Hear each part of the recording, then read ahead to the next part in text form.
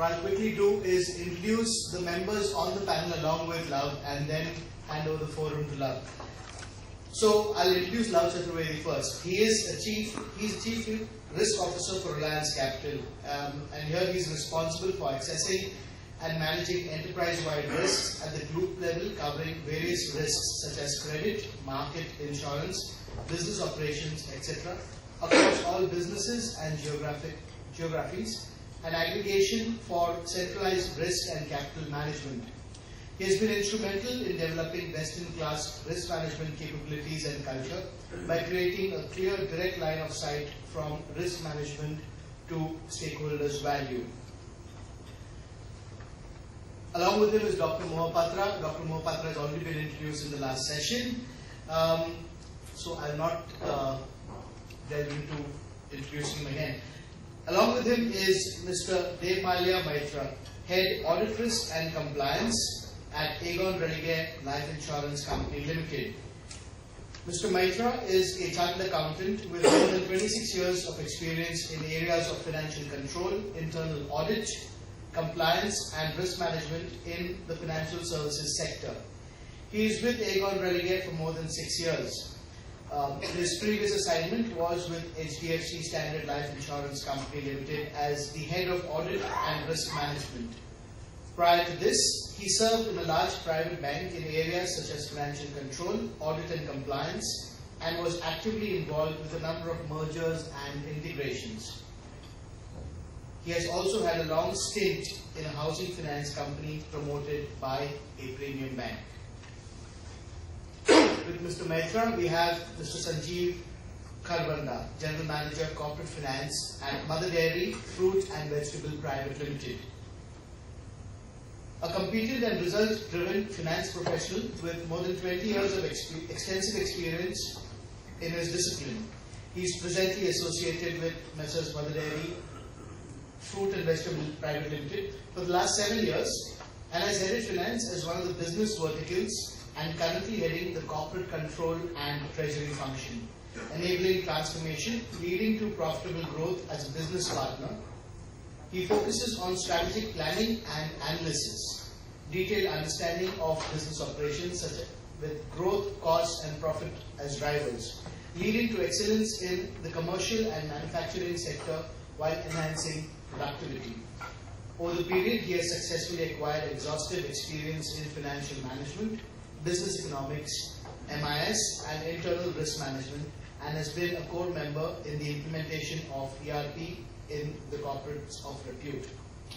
Last but not the least, we have Mr. Harmeet Singh Kalra. He is the Head of Strategic Accounts at Checkpoint Software Technologies Limited. Ladies and gentlemen, please put your hands together to the members on this panel. Love, the session is yours. Thank you, and very good afternoon, everybody. As just being told that this is one of the most exciting time post-lunch, so we try our best to be awake. I would like to. It's actually, on a personal note, it's very overwhelming. For somebody who has come from overseas and working in risk management in Indian environment, it was very heartening to see this morning with the eminent speakers getting passionate about risk management at various levels. This speaks a lot about the role of risk management and what risk management will has a potential to be panned out in over next 5 to 10 years. We started the day with VUCA, and I was very impressed with the term. It's actually a military term, and it means a lot if you see the context of today's global economy, Indian context as well as the financial services. We also touch base upon risk management is actually today. It was pretty interesting. It's an Italian phrase, and you got the new context. Also, we went about 5,000 years ago. The context of risk management. And actually what was also very heartening to hear this morning was the Asian crisis and how Indian central government dealt with it. I was in school in US and this was on the case study when we were reviewing that what is the Indian Central Bank doing and what is other central banks of Thailand and in Indonesia and various other South Asian countries were trying to deal with the Asian crisis of late 90s. And it was heartening to see today having a live discussion in between the players who were actively involved back then. And needless to say that there was a discussion around financial inclusion as well as the income disparity. And then there was a closure with regard to the stability, because everything boils down to the stability as to how we can make our environment less uncertain and take this as an opportunity, because risk and opportunity, as we know, are the two sides of the same coin. It depends how we see it. I would like to, so risk management is, and today's session is about the systemic risk and the GRC. They are actually two separate things, but the way they kind of gel together is, systemic risk is something to sum of parts, and who better than Dr. Mohapatra himself can throw light on systemic risk. We would like to, have him talk more about it. Is what is the forward-looking thought process of systemic risk? Because according to me, if there is one thing that is going to have the biggest impact in the financial service sector in India over the next few years, over the next 5 years, and over how many years, is about managing systemic risk and how we go about doing a regulatory coordination. We are also going to speak about the integrated GRC, what we call governance, risk and compliance, so that we have a holistic view of what has been done in the past, how we have been regulated, and what is a forward-looking view of risk, and what is the tone at the top. So this is primarily how we're going to go around today. A very good thing is that we have a very diverse set of panelists today. It pans out from government to the financial service sector, to the corporate sector, and to the technology. Technology is going to play. We already heard this morning enough of what technology can enable and how it can help to have a more forward-looking and robust approach in our risk management. I can go on and on, but in the interest of time, I would just like to say one thing. Whenever we talk about risk, and this is my personal experience over the last few years that I've spent in India, is that the fact is that we don't think ourselves into a new way of action. We act ourselves in the new way of thinking. There's a difference, and that's culture. The culture is that you act yourself in the new way of thinking. So that what it means is that today we are living in kind of new normal situation where central banks are talking about the all-time lowest rates worldwide to revert to mean. That's how it has been. That's what we all have been taught, and that's what it's supposed to be. But do we know what that mean is now? It used to be 4% in US. It used to be 2 to 3% in UK. What is the new mean?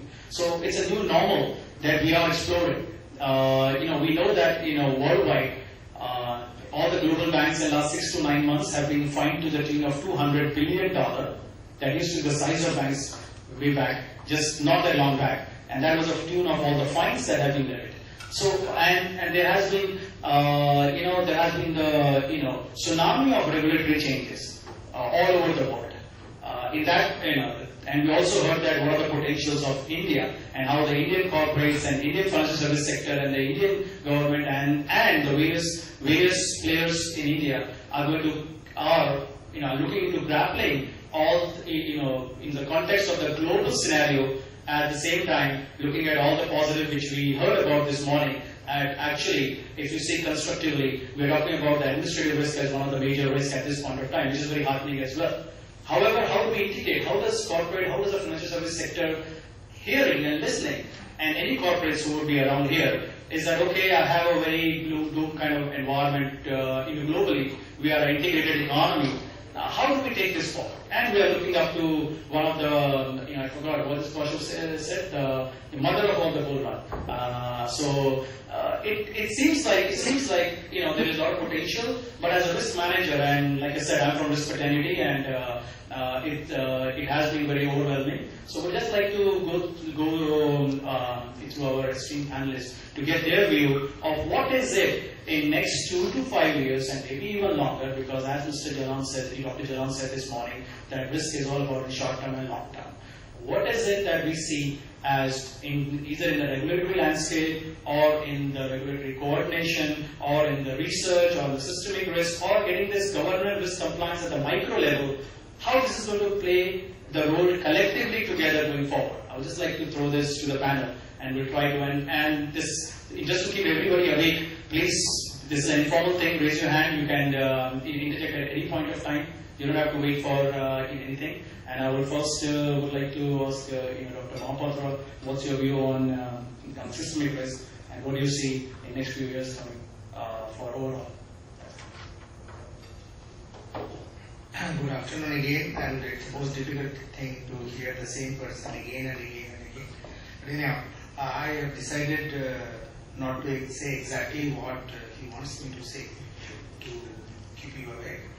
And I assume that I am also a participant, so I would ask questions to other panelists also, so that I can learn more on this microcluster. Systemic risk comes very systematically. Systemic risk is not abrupt. Micro risks are abrupt sometimes due to carelessness it develops, but systemic risks develop very systematically over a period of time. It is just a question of whether we are watchful or not. So the first answer is that in the next 2 to 5 years, the scenario will be different. No more we are going to grapple overnight like we did during Lehman Brothers, checking out throughout the night what is the exposure of Lehman Brothers and other related parties in India. What is the amount of exposure of different varieties of companies that came one after the other coming down globally. To find that it's not as much, but there has been a sentimental downgrade which needs to be handled, followed by the tightening of the money market. As you heard in the morning, lack of faith amongst each other, banks not lending to people, and mutual fund just about going absolutely having redemption problems. It was virtually run on mutual funds due to lack of confidence in the minds of the investors.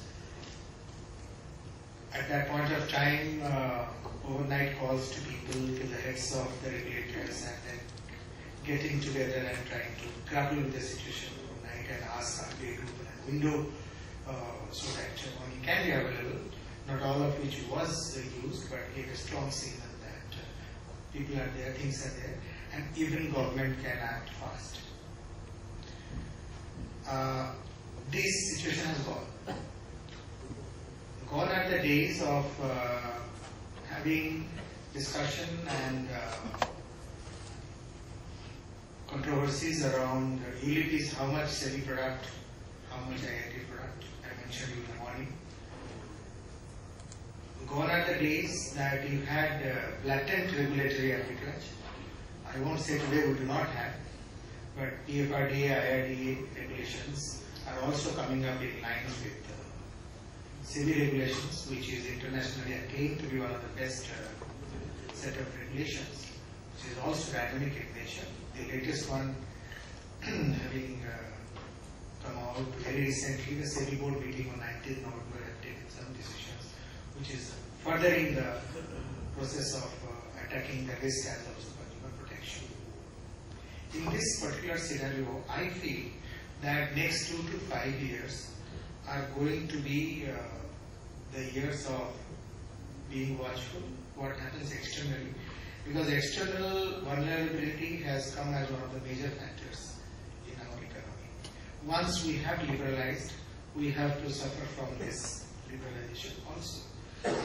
Suffering is absolutely inappropriate word. I would say that we have to go with the wind. We cannot insulate ourselves once we have taken the benefit of getting liberalized. Therefore, we have to be very sensitive towards what happens outside. And people are not going to respond so very sentimentally to a situation, whether external or internal, as it used to happen earlier, because there is no system in place. Today we have a system in place in FSDC, and FSDC has a subcommittee which is chaired by the Reserve Bank Governor, where all the regulators are there. We have all the deputy governors of Reserve Bank also in that group. The subcommittee has many working groups.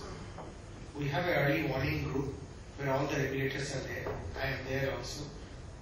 We discuss very regularly on whatever emerging issues are coming up at a macro level and try to handle them in terms of getting prepared for them. But in case of external vulnerabilities, sometimes hands are tight. So I would say that watching out the external vulnerabilities and dovetailing our decision-making process to really bear with the brunt or maybe harness the benefits of the external situation. Like today you have the problem of oil is less, looking much less than what it looked when the oil prices were very high. Our inflationary pressure going down partly is attributable to the international commodity prices going down. We are related in the sense of the term. So in running businesses, systemic risk will come out only due to lack of compliance or lack of being watchfulness. And the current environment is developing an architecture supported by a set of suggestions in the IFC code, which is the volume 2 of FSLRC. I hope all of you would have read or at least read the summary to know this much, that we are trying to integrate as much as possible and trying to have a consumer-focused, investor-focused regime, which is much better than the sectoral approach of regulation. The proposals suggest that we have one unified financial agency for all the trading. We have a Reserve Bank which is more concentrated on regulating the banks and also monetary management rather than also taking part in government borrowing and government bonds business. We have a Financial Securities Appellate Tribunal, which is FSAT, which will be one appellate tribunal for all the entire financial sector agencies. We have a proposal, obviously, I mentioned already, a statutory FSDC, which with FDMC, statutorily backed by FDMC, which will keep all the secrets of the information but pass on to all the regulators as also to FSDC in case any systemic risk issue comes. Thereby, all the businesses that is being run will be looked at or will be handled by the owners of the business in a different way. They will not individually try to get benefit out of one company doing very well and let the regulators of other arms of that particular conglomerate close an eye on the others which are not performing well. Now regulators will be able to observe in a very integrated manner how is that conglomerate doing in a comprehensive scale. We have also developed systemically important financial institutions framework. We are trying to be changing our practices, our rules and regulations, matching with the G-SIBs, the globally systemically important banks, as also other systemically important financial institutions. And so the regulations are going to be more overarching in future, trying to catch broad things which brings a systemic risk, thereby in turn giving back to the enterprises, giving back to the firms at a micro level a better environment in the future. I'm not sure how many days, months or years the FSLRC discussion will go on and after that what decision will be taken. But all the governance enhancing principles in FSDC has been discussed everywhere, and all the regulators are implementing the governance enhancing principles which are disclosure based, which are improving their information to the public, to the stakeholders, and once those things are coming back at a grassroots level, when all of you will feel that the regulator is now behaving differently, not as a headmaster or not as a controller of the regulators, but rather just being watchful and not asking like an inspector, but needs that information. And every regulation that will be passed will be backed by public consultation and will be decided looking at the regulatory impact. So with all these things developing, I must conclude saying that systemic risk will be minimized as far as the domestic growing of systemic risk is concerned. Whatever you say about the Companies Act, Dr. Jalan also mentioned doubts about the complexity of the Companies Act, but the revision is obviously an improvement and so-called substantive improvement over what it was.